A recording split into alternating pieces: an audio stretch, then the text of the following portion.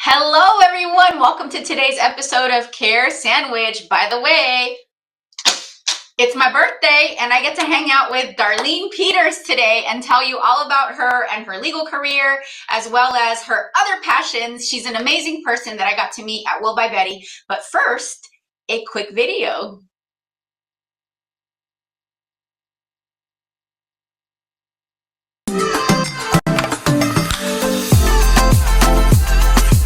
Welcome to Care Sandwich, the podcast where we dive into the success journeys of law firm owners across the country. I'm Margarita Eberline, your host and the founder of Marketing Boss, a fractional chief marketing officer firm for law firms. On this show, we'll explore the challenges, strategies, and victories that have shaped law firms and how they wrap every interaction with care. Because we believe that caring isn't just a value, it's a strategy for success. So grab your favorite sandwich, sit back, and let's dig into a conversation filled with insight, inspiration, and of course, a lot of care.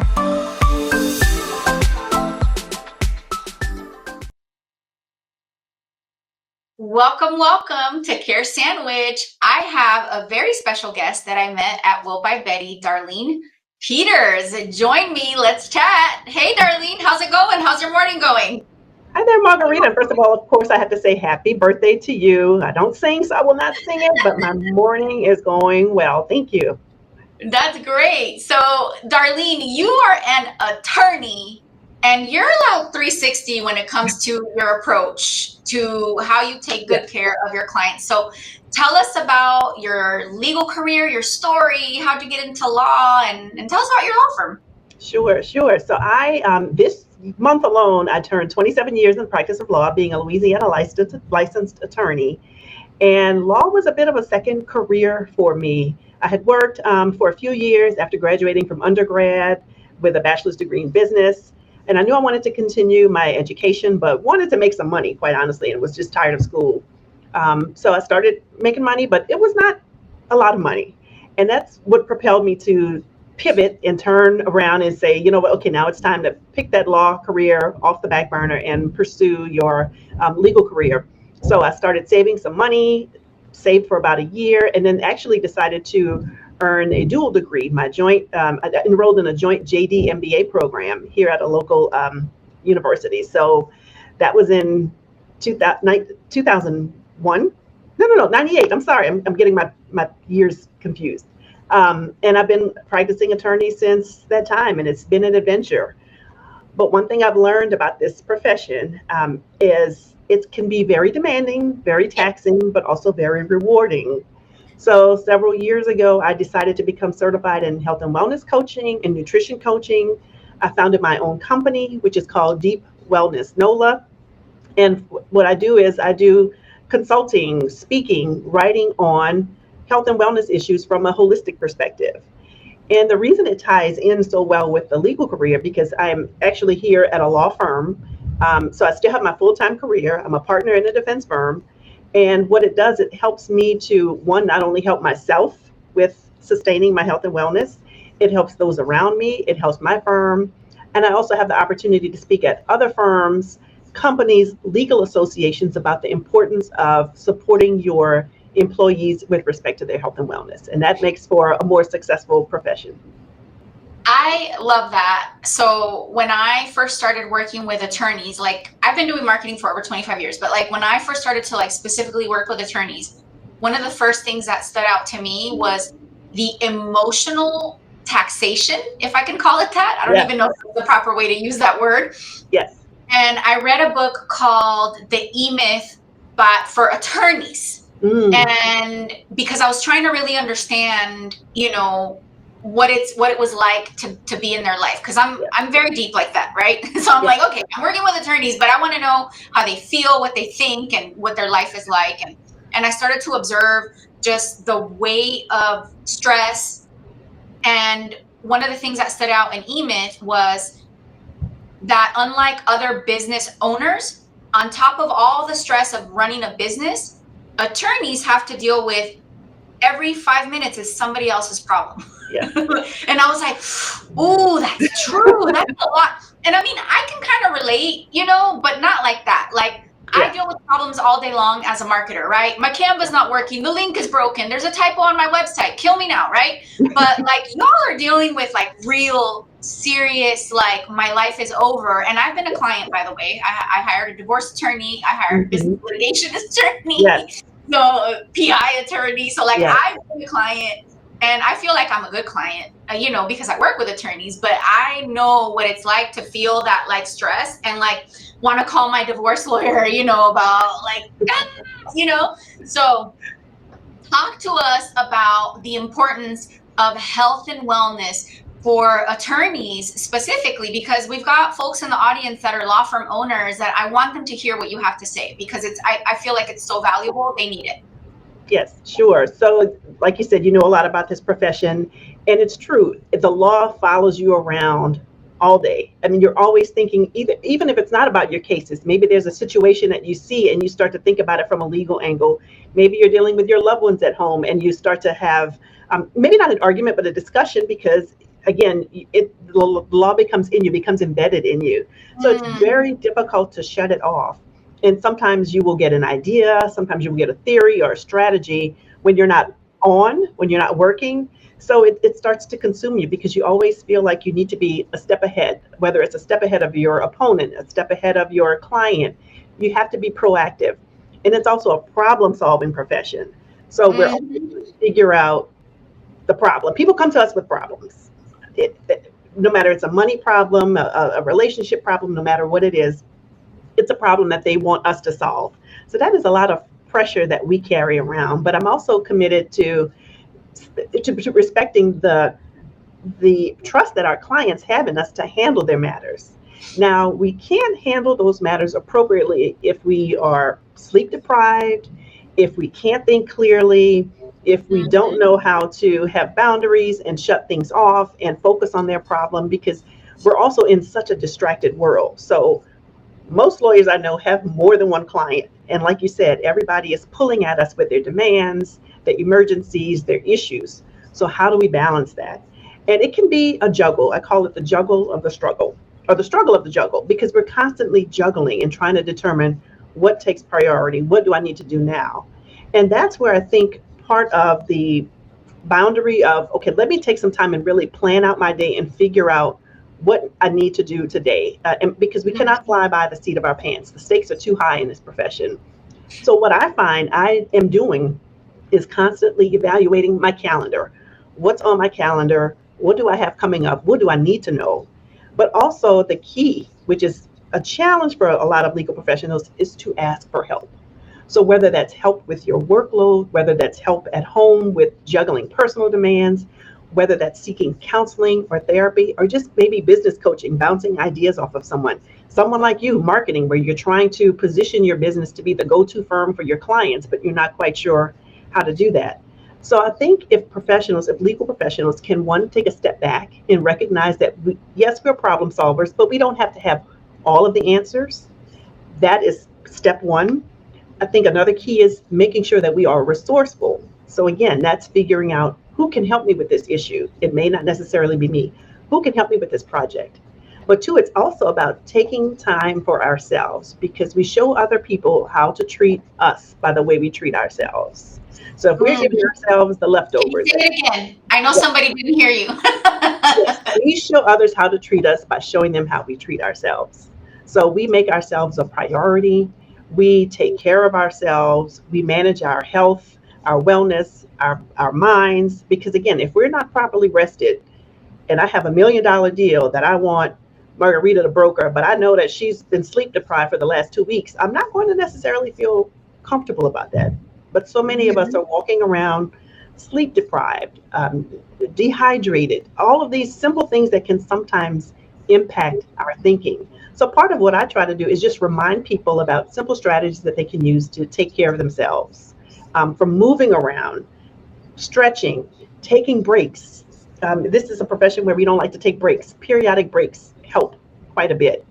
And also connecting with your team. Again, even if you're in a solo practice, you still have a team. You have a team of people you likely work with. You have colleagues.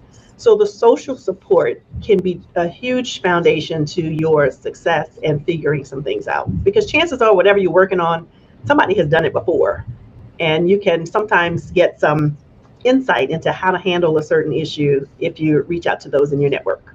And I'm going to point out two things that were not on your list of how to take care of yourself that I see in the legal profession. Self-medicating with alcohol is not taking care of yourself. That is running from yourself. Yes. And shopping is also, well, maybe. So, I mean, I'm going to point out what I heard from you is take care of yourself in terms of making healthy choices and taking care of yourself in ways that will set you up for success, because investing in quality time with your team, investing in rest, that's taking care of yourself in really smart ways, healthy ways that will set you up for future success. Darlene, I'm going to ask you for a very specific tip, if you could give us, on how to handle decision fatigue. And this is the context in which I see it, right?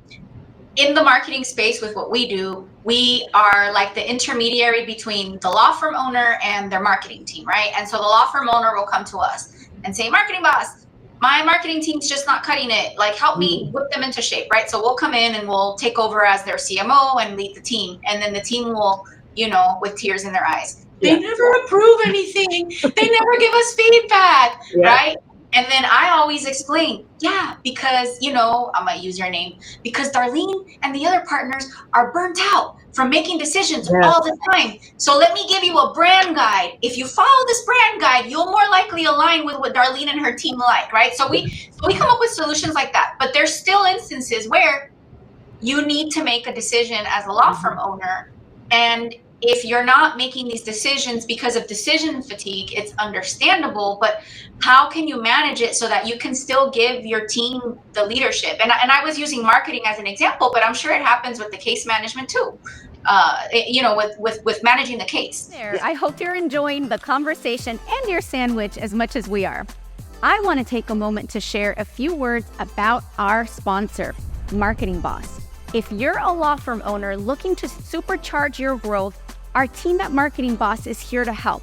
We've got over a decade of experience and a proven track record, and we specialize in growing law firms like yours with data-driven marketing leadership.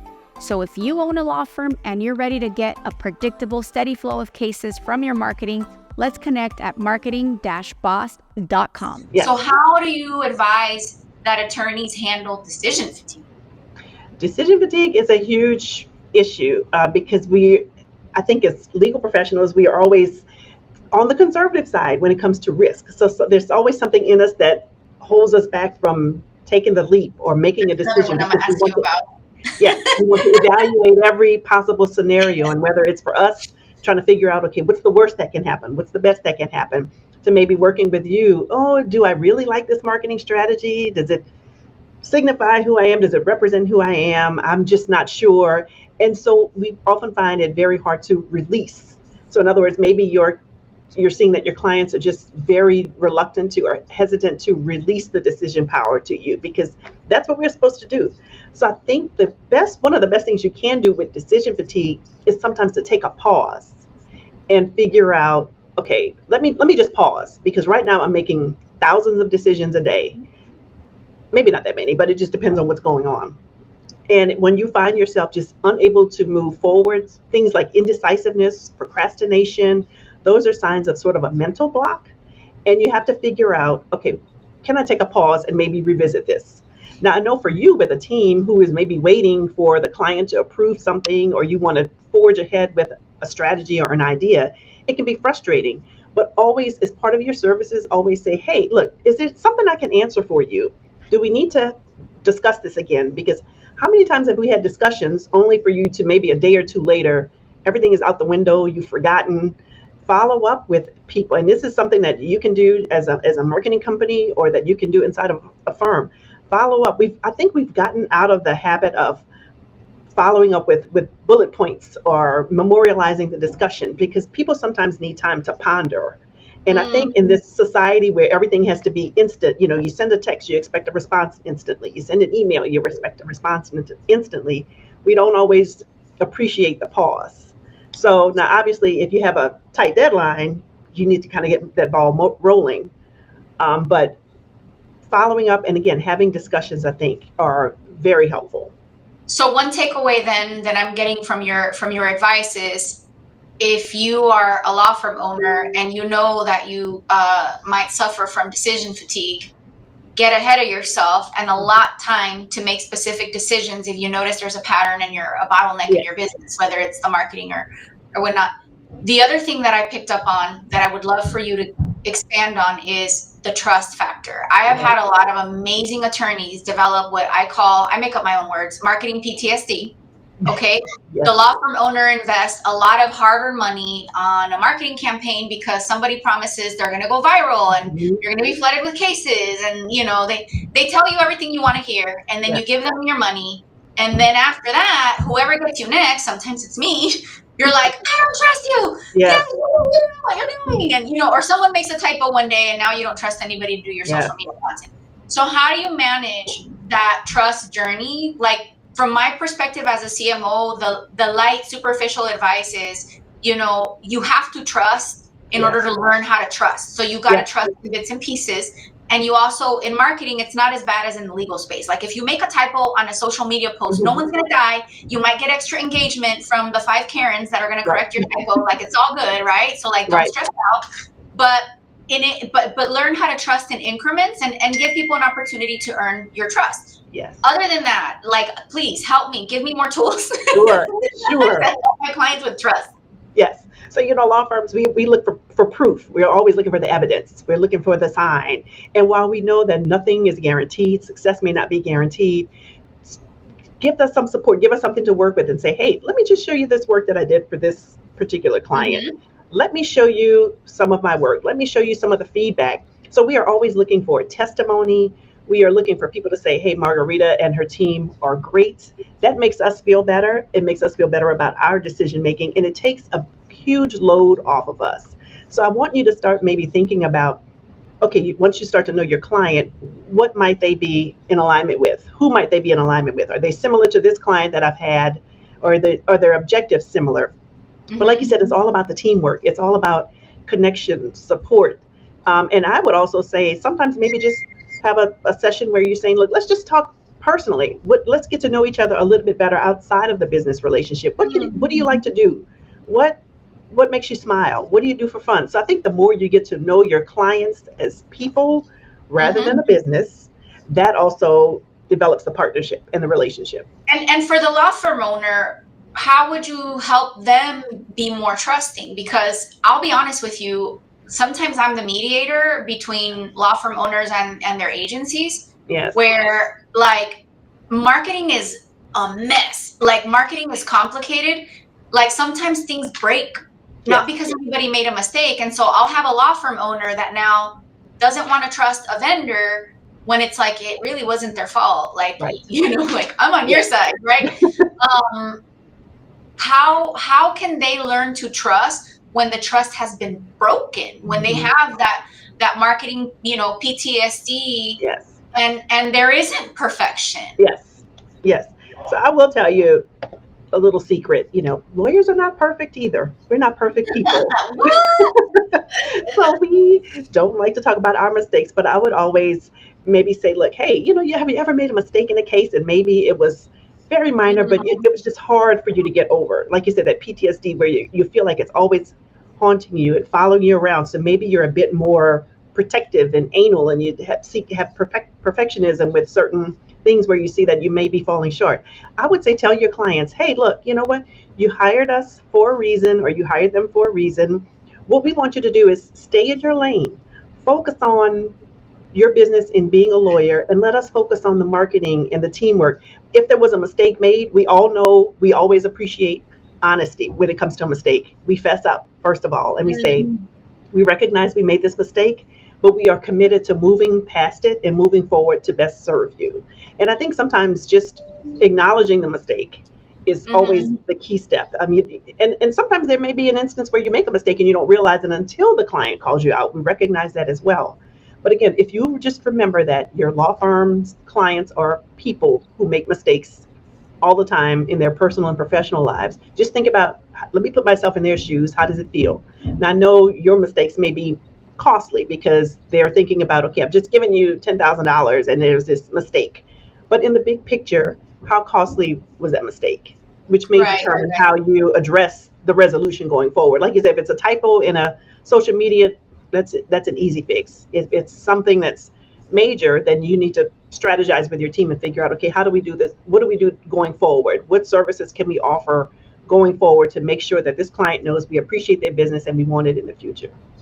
I love that. So I'm going to recap a couple of things I picked up on. So if you're a law firm owner and you're having trouble with trust, especially because the trust has been broken, is put it into perspective, right? In the grand scheme of things, what impact did that really have on you and your business?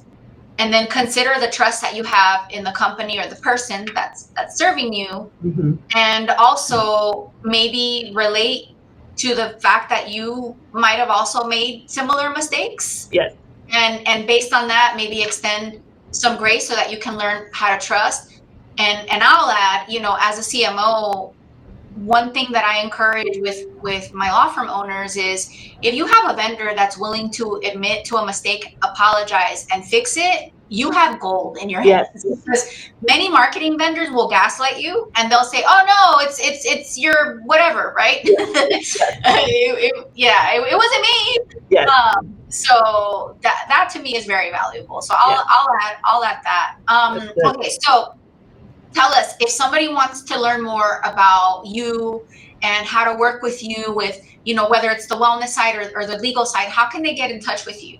Sure. So my email is my name, Darleene Peters @gmail.com, and it's spelled DARLEENE Peters@gmail.com. That's the best way if you just want to reach out to me directly.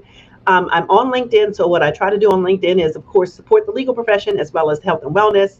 So you can find me at Darleene D. Peters. From there, I try to share content and information that I think would be helpful to the profession. And of course, if you are more of the Instagram type, my company name is Deep Wellness NOLA. So it's all one word, Deep Wellness NOLA. And that's actually my namesake. Most people call me D. The P stands for my last name, which is Peters, and of course, wellness, and NOLA, which pays homage to my native city. So those are how you can find me. And I look forward to continuing this conversation as well. Yes, I love it. And I have loved this conversation so much. I will confess that I've been trying to sneak health and wellness into the legal space through my Connect Convert law firm sales program. Wonderful. This is a big piece. One of the things that we teach with Connect Convert is the importance of empathy. And you can't be empathetic if you're stressed out, if you're in a bad place. And so we tie in, did you drink enough water? Did you move around today? Yes. It's all connected. And I call it sneaking health and wellness because it's not like we're advertising, hey, we want to empower you with mindset. They're like, we just want more cases. Okay, we'll get more cases. I love that. I do love that because, again, we're people. We're not machines. So we have to do things to refuel, recharge. And that's the health and wellness is a huge key. So I commend you for that. I love this. Let's make it normal to talk about health and wellness in the legal profession, in the legal space. And then, Darlene, I can talk to you all day, but I have one more question. And then we're going to repeat your contact info again. But this is the most important question I'm going to ask you today, which is, what is your favorite sandwich? Because it's called the podcast. So I have to inject a little bit of lawyer theory in this. I have two favorites. So I'm in New Orleans, so shrimp po' boys and oyster po' boys. And sometimes the two combined are my favorite sandwiches. I love shrimp po'. So there's a place in Atlanta, oh my gosh, Rico something. Oh, I haven't been there in years. And they have like a po' boy and they put a shrimp po' boy and they put pineapple in it.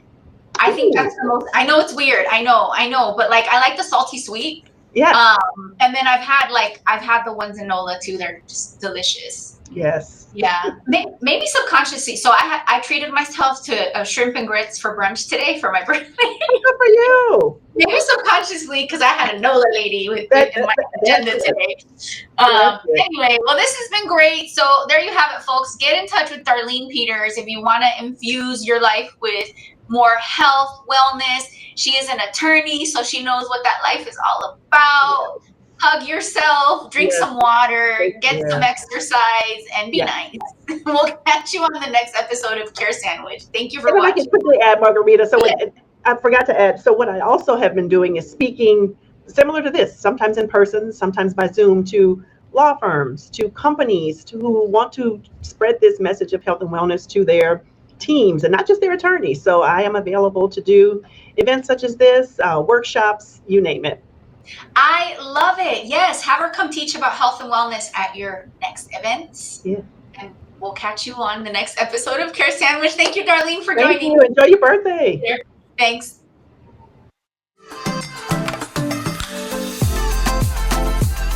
Thank you for joining us on this episode of Care Sandwich. Remember, the way we care for our clients, our teams, and ourselves can make all the difference in our success. Until next time, keep caring, keep growing, and I'll see you on the next episode of Care Sandwich.